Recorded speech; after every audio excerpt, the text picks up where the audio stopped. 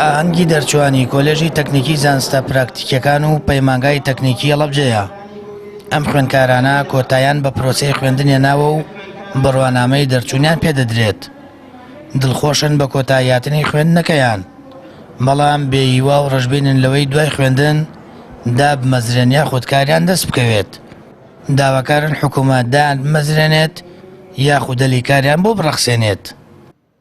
وڵای ئەوەی سێت لەسەر حکوومەت ئەبێ بەپێ ئێمە تاستەوامان کردووە بێ جگایکمان بۆ بکاتەوە دا بە مەسەی لە لێ خزمەت بکەیت. ئێتر پاڵپشمان بێ خۆشمان نەبێ هەوڵ بین لەو بارە بەس نێر حکوومەتە، بەڵام ئەگە حکوومەت بیگات زۆر باشترە. ڕۆژێکی زۆر تایبەت و گەورەیە بۆ ئێمە لەبەرەوەی ڕەنج و ماندووبوونی چەند ساڵەمان کۆ ئەەکەینەوە.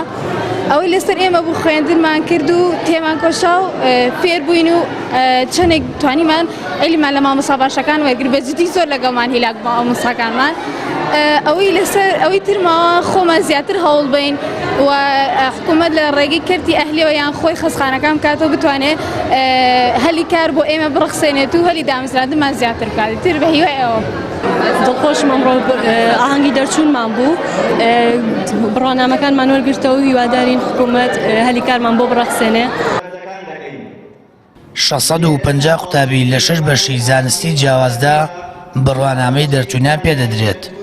هەرێکێک لەو دەرچوانە دەیان ئاوات و خولیای هەیە، دەیەوێت دوای تەواوکردنی خوێندن لە ڕێگەی پسپۆڕیەکەیەوە خزمەت بکات.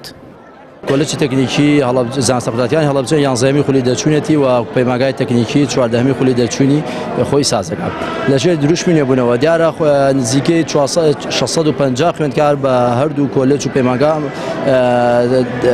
تەخەڕوجەکەن ئەمڕۆ و بڕوانامەیان پێ ئەبەخشێ لە 6 بەشی جیاوازدا.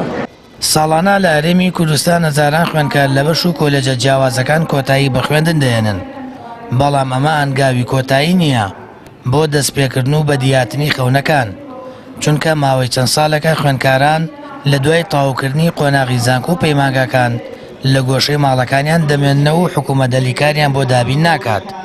بەشێک لە خوێندکارانیش بۆ دابینکردنی بژێوی ژیانیان لە کەرتی تایبەت کار و پیشەی دوور لە پسپۆڕی خۆیان دەدۆزنەوە. سامان فەتاح، کەناڵی ئاسمانی پەیام، هەڵەبجە.